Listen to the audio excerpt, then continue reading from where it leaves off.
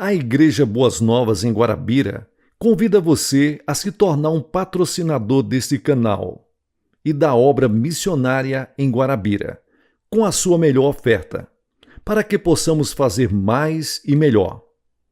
Por ser um ministério independente, a sua participação é muito importante para a expansão do Evangelho do nosso Senhor Jesus Cristo. Se inscreva nesse canal, compartilhe os nossos vídeos, dê o seu like, ative o sininho para receber mais notificações, diga de onde está nos acompanhando, plante a sua semente de fé através da chave Pix e através do número da conta. Geralmente as pessoas que fazem isso, aparece o nome da pessoa. Nós pegamos o nome da pessoa e colocamos no caderno de oração. Vamos para a mensagem de hoje. Billy Graham. As diretrizes para a vida cristã. Está escrito em Lucas capítulo 6, versículos 3. E como vós quereis que os homens vos façam, da mesma maneira fazerdes vós também. Não importa se estamos jogando, dirigindo um carro ou fazendo um bolo. Existem certas regras que devem ser seguidas para a nossa segurança, bem como para o nosso sucesso.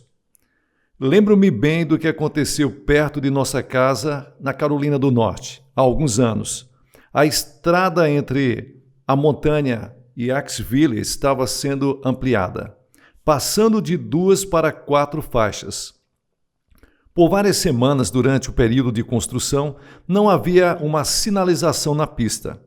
Uma noite houve uma trágica colisão frontal e 5 pessoas morreram, porque as regras da estrada não haviam sido claramente identificadas. A Bíblia ensina que a vida cristã consiste em um crescimento constante. Quando você nasceu de novo, nasceu na família de Deus. Eu e minha esposa Ruth temos agora 19 netos, e cada um deles é precioso para nós. Cada um é um membro aceito e apreciado de nossa família. E este é o modo como Deus se sente em relação a você. É propósito dele que você cresça, chegando a uma estatura completa e perfeita e se torne maduro em Cristo Jesus. Seria contra a lei e a natureza de Deus que continuássemos a ser bebês e assim tornássemos-nos menos desenvolvidos espiritualmente. Em 2 Pedro 3, capítulo e o versículo 18, a Bíblia diz que devemos crescer. Isso implica um desenvolvimento forte, sadio e bem equilibrado, a constante ampliação dos nossos conhecimentos e o crescimento de nossa sabedoria. Para que alguém cresça adequadamente, certas regras devem ser observadas para que haja uma boa saúde espiritual. Em primeiro lugar, você deve ler a Bíblia diariamente. Este é um dos seus maiores privilégios. A sua vida espiritual precisa de alimento. De que tipo de alimento? Do alimento espiritual. Onde você encontra esse alimento espiritual? Na Bíblia, a palavra de Deus. A Bíblia revela Cristo, que é o pão da vida para a sua alma faminta e a água da vida para o seu coração sedento. Se você deixar de participar da alimentação espiritual diária, morrerá de fome e perderá a sua vitalidade espiritual. A Bíblia diz: desejai afetuosamente como meninos novamente nascidos o leite racional da palavra, não falsificado, para que por ele vocês cresçam. 1 Pedro capítulo 2 e o versículo 2. Leia, estude, memorize e medite na palavra de Deus. 95% das dificuldades que você experimentará como um cristão podem ser atribuídas para a falta de estudo e leitura da Bíblia. Suponha que um arqueólogo tenha descoberto o diário original de Gengis Khan, ou Alexandre o Grande, ou as cartas de amor de Cleópatra. O que os nossos astronautas tenham descoberto o misterioso manuscrito durante a sua caminhada lunar. Imagine a correria para as livrarias em toda a nação para obter cópias de tais livros. No entanto, temos aqui um livro que o próprio Deus escreveu para a humanidade. E pensar que esta obra é ignorada ou atacada por muitos dos chamados povos civilizados. As pessoas em algumas partes do nosso mundo, não têm a liberdade que temos de ler a Bíblia Sagrada e de estudá-la juntamente com os nossos irmãos cristãos. Na maior parte do mundo, de fato, há uma verdadeira fome da palavra de Deus. Lembro-me da história de um músico chinês relatada na revista República Chinesa. Ele se converteu e foi fortalecido espiritualmente por meio da leitura da palavra, sim, das páginas individuais da Bíblia Sagrada, obtidas de uma Bíblia cujas páginas foram destacadas e entregues a ele por um amigo desconhecido. Existem outras histórias de prisioneiros que sobreviveram a um período de 20 a 30 anos de trabalhos forçados e às vezes de terríveis torturas, e saíram com a mente intacta, totalmente desprovida de amargura com relação aos seus captores. Mas uma história de poder da Bíblia vem de um hospício nos Estados Unidos. Um jovem preso no hospital escreveu para nossa organização solicitando uma cópia da Bíblia. Sua recuperação e subsequente reabilitação completa tiveram início ao receber a palavra de Deus e ler as suas páginas. Hoje ele é casado e autossuficiente. Não se contente em folhear um capítulo apenas para satisfazer a sua consciência. Esconda a palavra de Deus em seu coração. Uma pequena porção bem digerida é de maior valor espiritual para a sua alma do que uma porção longa, lida de forma superficial e rápida. Não desanime se não puder entender tudo. Alguns se desculpam dizendo: é muito difícil de entender. Qualquer livro é difícil de entender se você não o ler.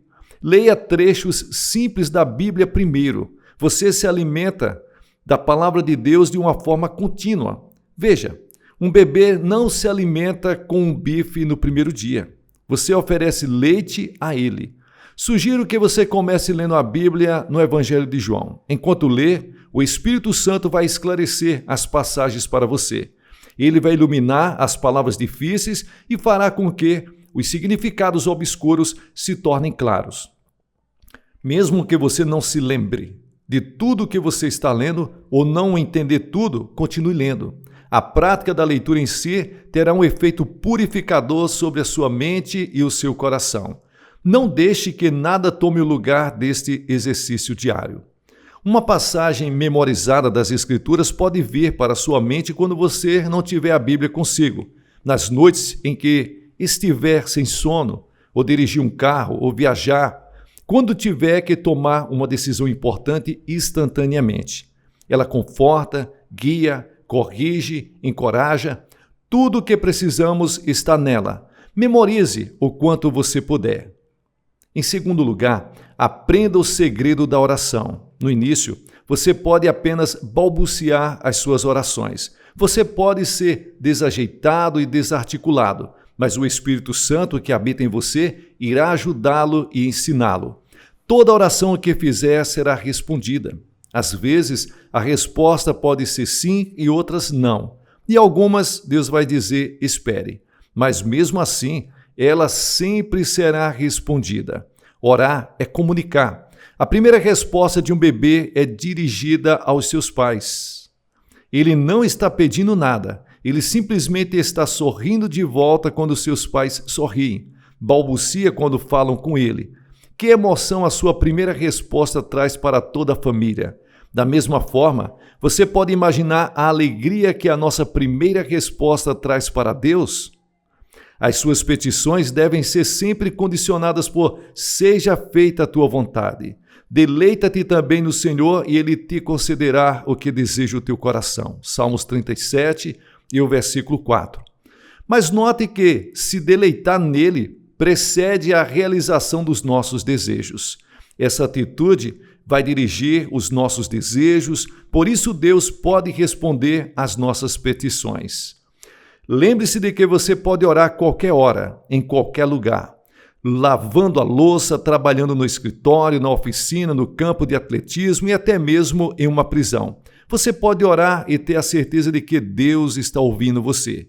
Temos um amigo do corredor da morte que ora por nós todos os dias, entre 4 e 6 horas da manhã. Quantas vezes esse fato nos tem incentivado e confortado? Tenho um método sistemático de oração. A oração combinada com o estudo da Bíblia contribui para uma vida cristã saudável. A Bíblia diz: orai sem cessar. Se você tem separado períodos especiais para oração durante o dia, a sua vida estará impregnada com oração entre esses períodos. Não é suficiente sair da cama pela manhã, dobrar os joelhos e repetir algumas frases. Deve haver períodos declarados nos quais você se separa do mundo e entra em contato com Deus. Para uma pessoa que tem uma vida sobrecarregada, isso pode ser impossível. Mas é que você vai descobrir que é aqui que a oração sem cessar entra em cena. Oramos enquanto trabalhamos. Como já dissemos, podemos orar em toda parte e em qualquer hora. O diabo vai lutar a cada passo do caminho. Ele fará com que o bebê chore, o telefone toque, alguém bata a porta, haverá muitas interrupções. Mas mantenha-se firme, não desanime. Logo você descobrirá que esses períodos de oração são o maior prazer da sua vida. Você vai esperar por eles com mais expectativa do que por qualquer outra coisa. Sem oração diária e sistemática, a sua vida parece estéril, desanimadora e infrutífera. Sem oração, a oração constante, você nunca poderá conhecer a paz que Deus quer lhes dar. Em terceiro lugar, confie constantemente no Espírito Santo. Lembre-se de que Cristo habita em você por intermédio do Espírito Santo. Seu corpo é agora a morada da terceira pessoa da Trindade. Peça que ele entre e faça tudo. Peça-lhe para assumir a sua vida. Diga-lhe quão fraco, indefeso, instável e não confiável você é. Observe e deixe que ele assuma todas as escolhas e decisões de sua vida. Sabemos que o Espírito Santo intercede por nós, Romanos capítulo 8, e que conforto isso deve ser para o mais fraco na fé. É impossível que você mantenha a sua vida cristã impecável, mas ele pode cuidar de você. Se você estiver lutando, se debatendo e batalhando, será difícil para ele cuidar dos seus problemas. Apenas relaxe e descanse no Senhor. Deixe todas as tensões e complexos interiores irem embora. Confie nele completamente. Não se preocupe nem se aflinja com decisões importantes. Deixe que ele cuide delas para você. Não se preocupe com o amanhã. Ele é o Deus do amanhã. Ele vê o fim desde o começo. Não se preocupe com as necessidades da vida. Ele está com você para supri-las. Um verdadeiro cristão é aquele que, apesar das preocupações, conflitos e tensões internas, está confiante do que Deus pode fazer na sua vida e de como Deus está no controle. E assim, ele sabe que será vitorioso no final. Ao depender do Espírito Santo, você vai descobrir que muitas de suas doenças físicas e mentais desaparecerão junto com muitas de suas preocupações, conflitos e tensões interiores. Quaisquer que sejam as nossas dificuldades, quaisquer que forem as circunstâncias, devemos nos lembrar, como Corrie ten Boom costumava dizer, Jesus é o vencedor. Em quarto lugar, frequente a igreja regularmente. O cristianismo é uma religião de comunhão. Seguir a Cristo significa amor, justiça, serviço, e esses só podem ser alcançados e expressos por meio de relacionamentos sociais. Esses relacionamentos sociais são encontrados na igreja. Há uma igreja visível e há uma igreja invisível. A igreja invisível é composta pelos verdadeiros crentes que vivem em todos os lugares e em todos os séculos existiram, e em todo o mundo. A igreja visível é composta pelos cristãos em suas várias denominações, mas nos é dito nas Escrituras, não deixando a nossa congregação como é costume de alguns. Hebreus capítulo 10 e o versículo 25. Os cristãos precisam de comunhão, da comunhão com outros cristãos. A igreja visível é a organização de Cristo na terra. É um lugar onde nos reunimos para adorar a Deus, aprender a sua palavra e estar em comunhão com os outros cristãos. A Bíblia chama a igreja de nação santa, povo de Deus, família de Deus, templo santo no Senhor, morada do Espírito de Deus, o corpo de Cristo. Todos estes termos são figuras de linguagem, símbolos ou imagens usados para identificar e indicar a realidade espiritual da igreja. Nada pode tomar o lugar da prática de ir para a igreja. Se você é um verdadeiro seguidor de Cristo, desprezará aquelas desculpas esfarrapadas, tais como: o tempo estava muito quente ou muito frio, estava chovendo ou nevando, que não convém a um verdadeiro seguidor de Cristo. Há muitas pessoas que dizem que podem ficar em casa aos domingos e adorar a Deus em suas próprias mentes. A pessoa que age assim deixa de oferecer a Deus o culto racional, aquele culto que Deus tem direito, pois é o Criador do nosso corpo, de nossa mente e alma. Logo, tanto a mente como o corpo devem participar na prestação de um ato completo de adoração a Deus. Porém, atualmente, em alguns países, as reuniões da igreja não são mais incentivadas. Durante anos, as pessoas foram forçadas a se reunir particularmente em casas, talvez apenas com a participação de uma única família ou de alguns amigos cristãos. Na República Popular da China, o governo reabriu algumas das antigas igrejas. Os edifícios cheios provam que aquilo que eu disse acima é verdade. Os cristãos precisam uns dos outros. Precisamos nos reunir para adorar a Deus e nada pode tomar o lugar da frequência para a igreja. Ao mesmo tempo, acredito que deveríamos ser gratos pela igreja eletrônica. Há muitas pessoas em hospitais, instituições, como lares de idosos ou até mesmo prisões, onde a única maneira que as pessoas têm de assistir a um culto da igreja é por meio da televisão, por meio da internet ou até mesmo pelo rádio. Por outro lado, há muitos que afirmam que pode ficar em casa, ouvir um sermão no rádio, televisão ou internet e que isso substitui o lugar de um culto na igreja. Isso não é suficiente. Você não vai à igreja para ouvir um sermão. Você vai para a igreja para adorar a Deus e servi-lo na comunhão de outros cristãos. Você não pode ser um cristão bem-sucedido e feliz sem ser fiel em uma igreja. Na igreja, você encontrará o seu lugar de culto. Somos salvos para servir. O cristão feliz é o cristão que serve. E em quinto lugar, seja um cristão que testemunha. Se você estiver praticando fielmente as 4 regras anteriores, esta cuidará de si mesma. Da mesma forma que se um copo for servido continuamente, ele será obrigado naturalmente a transbordar. Algum tempo atrás me deparei com a seguinte questão: o que é mais importante? Testemunhar com a vida ou testemunhar com a palavra? E a resposta foi: o que é mais importante, a asa esquerda ou a asa direita de um avião? Pensando que essa resposta fosse muito inteligente, um dia a repeti em um carro enquanto levava alguns missionários para almoçar. Uma missionária tomou a palavra e disse: isto é muito inteligente, mas não é verdade. Surpreso, perguntei o que ela queria dizer. Por toda a Escritura, ela respondeu: Deus prometeu abençoar sua palavra e não a nossa vida. Assim será a palavra que sair da minha boca.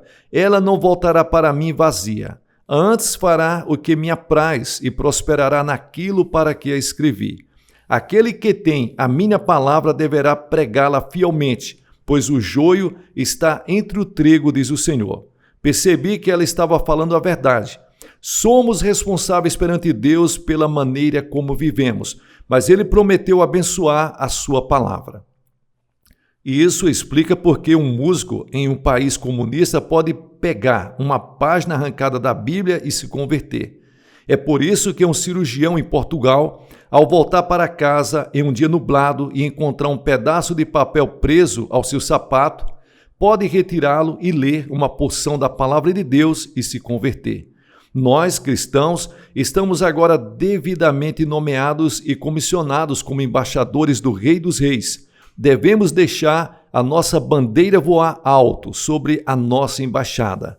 Suponha que o embaixador de nossa nação na Rússia ordene que a bandeira americana seja puxada para baixo porque ela não é popular naquele país. Nós o chamaríamos para casa imediatamente. Ele não mereceria representar a nossa nação. Se não estivermos dispostos a deixar que as nossas bandeiras estejam hasteadas em casa, no escritório, no comércio, nas faculdades, então não seremos dignos de ser embaixadores de Cristo. Devemos ficar firmes em nossa posição e deixar todos aqueles que nos rodeiam saber que somos cristãos. Devemos dar testemunho de Cristo. Testemunhamos de duas maneiras, por meio de nossa vida e pela palavra. E essas duas coisas, sempre que é possível, devem andar juntas. O propósito de Deus para você e para mim, depois que nos convertemos, é que sejamos testemunhas do seu poder e da sua graça salvadora. Devemos ser comandados por Cristo. Devemos estar sempre prontos a servi-lo.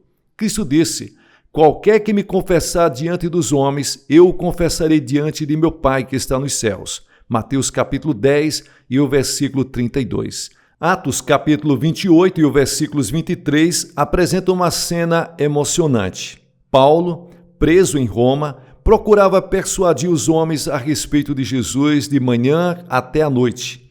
Em relação a quantos de nós pode ser dito todos os dias: eis que o semeador saiu a semear. Pouca originalidade é permitida a um garoto mensageiro de Western Union. A sua única obrigação é levar a mensagem que ele recebe do escritório até o seu destinatário. Ele pode não gostar de levar esta mensagem.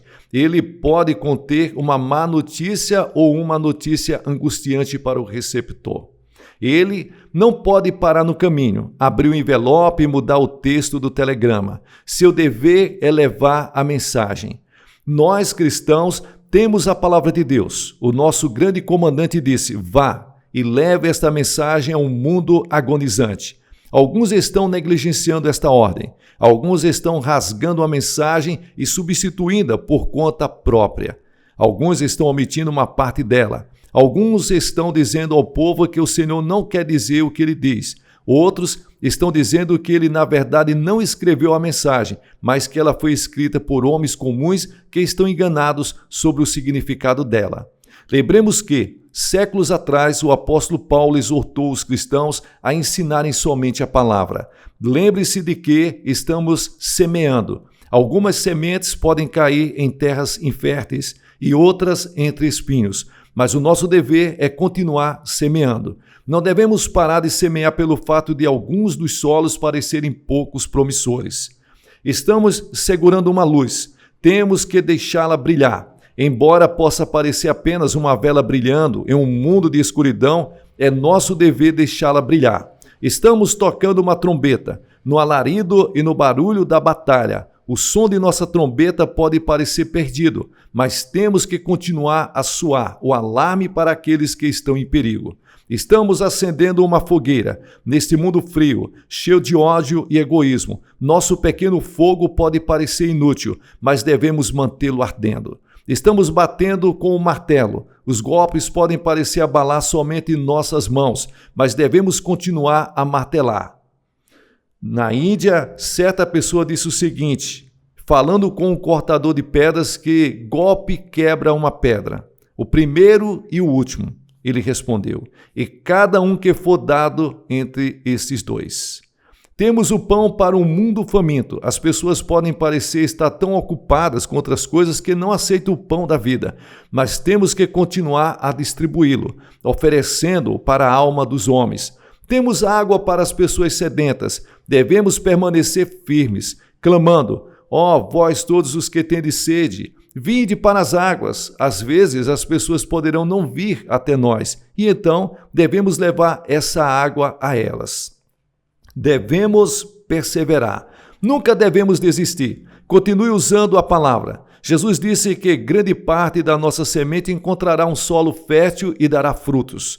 Devemos ser testemunhas fiéis. A experiência mais emocionante conhecida pelo homem é ganhar uma pessoa para Jesus Cristo. Tenho tido o privilégio de conduzir pessoas ao conhecimento de Cristo como Salvador. Nunca deixo de me emocionar ao saber que alguém que ouviu, aceitou a Cristo e foi transformado por sua graça é uma pessoa feliz, abençoada e diferente. E isso vale mais do que todo o dinheiro do mundo. Não existe felicidade, experiência nem aventura romântica comparável para a emoção de ganhar uma pessoa para Cristo. A Bíblia diz: o fruto do justo é árvore de vida, e o que ganha a alma, sábio é. Provérbios capítulo 11 e o versículo 30. Os entendidos, pois, resplandecerão como o resplendor do firmamento, e os que a muitos ensinam a justiça refugirão como as estrelas, sempre e eternamente. Daniel capítulo 12 e o versículo 3. Vós sois o sal da terra. Mateus capítulo 5 e o versículo 13. O sal causa sede. A sua vida causa aos outros a sede da água da vida de Jesus Cristo. Em sexto lugar, deixe o amor ser o princípio dominante de sua vida. Seja governado pelo amor. Jesus disse aos que o seguiam: nisto todos conhecerão que sois meus discípulos, se vos amardes uns aos outros. Em outra parte da Bíblia, encontramos a mesma coisa declarada: amados, amemo-nos uns aos outros, porque o amor procede de Deus. E todo aquele que ama é nascido de Deus e conhece a Deus.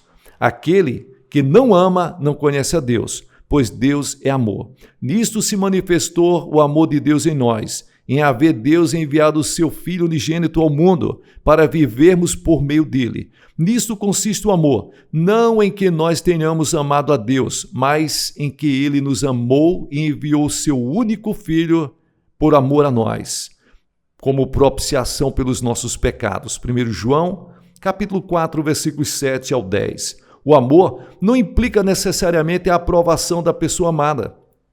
Se Deus tivesse esperado até que pudesse aprovar um de nós, antes que enviasse o seu Filho precioso para nos redimir, onde estaríamos?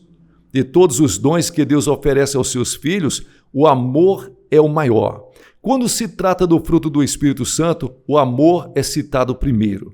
A Bíblia declara que nós que seguimos a Cristo devemos amar uns aos outros como Deus nos amou quando enviou o seu Filho para morrer na cruz por cada um de nós.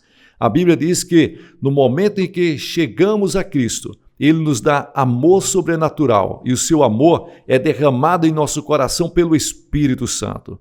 A maior demonstração do fato de que somos cristãos é o amor que sentimos uns pelos outros. Se aprendermos o segredo de Deus no início da nossa experiência cristã, teremos andado um longo caminho em direção a uma vida cristã madura e feliz. E em sétimo lugar, seja um cristão obediente. Deixe Cristo ocupar o primeiro lugar em todas as escolhas de sua vida. Faça o Senhor e mestre de sua vida. Em oitavo lugar, aprenda a enfrentar a tentação. Como já aprendemos, a tentação é natural. A tentação não é pecado. Ceder a ela é pecado. Deus nunca traz a tentação a nós. Ele a permite para nos testar. Ela é obra do diabo. Reconheça-a como tal. Uma forma de enfrentar a tentação é citar um versículo da Escritura para o tentador. Ele sempre correrá, pois não pode suportar a palavra de Deus. Quando Jesus foi tentado no deserto, o único recurso que teve foi a palavra de Deus. Ele disse 3 vezes, está escrito: diga ao diabo, assim diz o Senhor Deus, e o diabo fugirá. Ao mesmo tempo, deixe que Cristo lute por você por intermédio do Espírito Santo.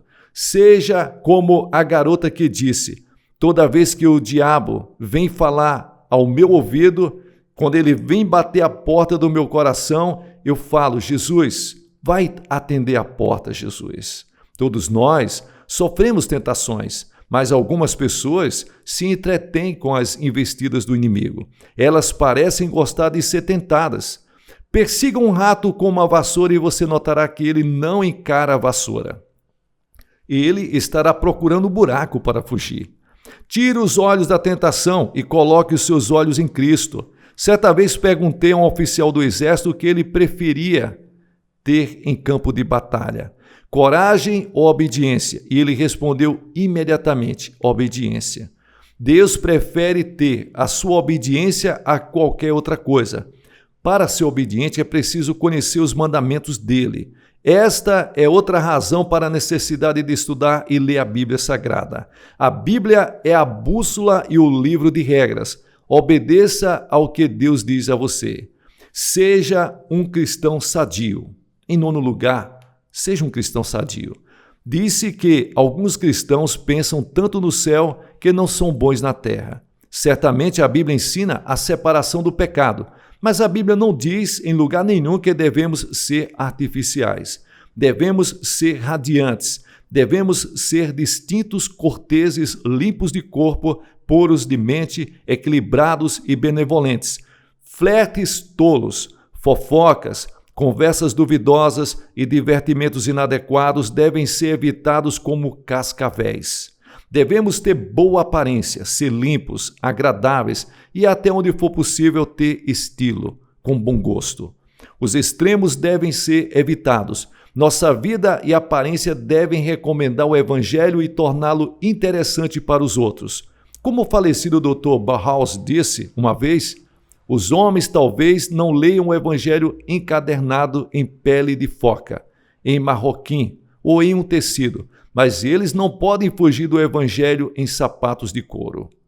10. Viva acima das circunstâncias. Deus fez você como você é. Ele o colocou onde está. Então você pode servir e glorificá-lo melhor exatamente como é e onde está. Algumas pessoas estão sempre à procura do outro lado da cerca porque pensam que lá a grama é mais verde. Passam tanto tempo desejando que as coisas fossem diferentes e pensando em álibis para o que não são, que ignoram todas as vantagens e oportunidades que lhes surgem exatamente onde estão. Seja como o apóstolo Paulo, que disse: mas em nada tenho a minha vida por preciosa, contanto que cumpra com alegria a minha carreira e o ministério que recebi do Senhor Jesus. Atos capítulo 20 e o versículo 24. Paulo disse que havia aprendido como estar abatido e também como ter abundância. Ele tinha aprendido a ser um cristão em cada momento de sua vida, mesmo na prisão. Não deixe as circunstâncias abaterem você. Aprenda a viver graciosamente em meio a cada uma delas, percebendo que o próprio Senhor Jesus está com você. Esses princípios e sugestões podem parecer simples, mas guarde-os, pois funcionam. Eu os observei serem testados na vida de milhares de pessoas. Eu os testei em minha própria vida, adequada e fielmente. Eles darão paz para a sua alma, felicidade, paz de espírito, alegria, e você terá aprendido o segredo de viver a vida com satisfação e grande alegria. Que Deus abençoe a todos vocês. Pessoal, deixe-me agradecer a sua companhia. Tem sido muito importante estar com você nessa jornada. Sou o pastor Gilson Soares, da Igreja Boas Novas, aqui em Guanabira, na Paraíba. Quero agradecer de todo o coração aos colaboradores, ofertantes, dizimistas desse canal. Que Deus abençoe vocês ricamente em nome de Jesus. Em nome de Jesus. Dê uma olhada se você está inscrito no canal. Se não estiver, ative-se, ative o sininho, deixe aí o seu like para fortalecer esse vídeo. Eu creio que é muito importante para a nossa geração e para as gerações futuras a expansão do Evangelho do nosso Senhor e Salvador Jesus Cristo. Que Deus abençoe a todos vocês, em nome de Jesus, que vive e reina para sempre. Sucesso na sua caminhada.